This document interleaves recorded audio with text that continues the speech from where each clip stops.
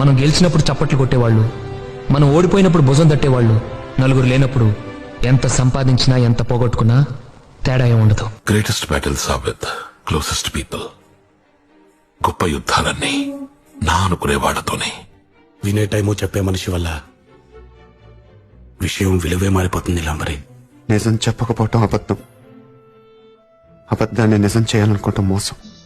జీవితంలో మనం కోరుకునే ప్రతి సౌకర్యం వెనకాల ఓ మినీ యుద్ధమే ఉంటుంది. యుద్ధంలో గెలవడం అంటారా? శత్రువుని చంపడం కాదు సార్, శత్రువుని ఓడించడం సార్. ఏం చెప్పాను? ఓడించడం. ఓడించడం సార్. ఓడించడమే యుద్ధం యొక్క లక్ష్యం. Okay sir. చంపడం కాదు. యుద్ధం చేసే సత్తా లేనోడికి శాంతడిగే హక్కు లేదు. నిజం చెప్పేప్పుడే భయం వేస్తుంది అన్న, చెప్పకపోతే ఎప్పుడు భయం వేస్తుంది. అద్భుతం జరిగేటప్పుడు ఎవరూ గుర్తించలేరు, జరిగిన తర్వాత ఎవరూ గుర్తించాల్సిన అవసరం లేదు. వాడి రైన్ రోజున ఎవడైనా కుట్టగలడు, అసలు గొడవ రాకుండా ఆపుతాడు చూడు, వాడు గొప్పడు. చూడు బాగి, అందంగా ఉండడం అంటే మనకు నచ్చేలా ఉండడం, ఎదుటి వాళ్ళకి నచ్చేలా ఉండడం కాదు. కారణం లేని కోపం, గౌరవం లేని ఇష్టం, బాధ్యత లేని యవ్వనం, జ్ఞాపకం లేని వృద్ధాప్యం అనవసరం.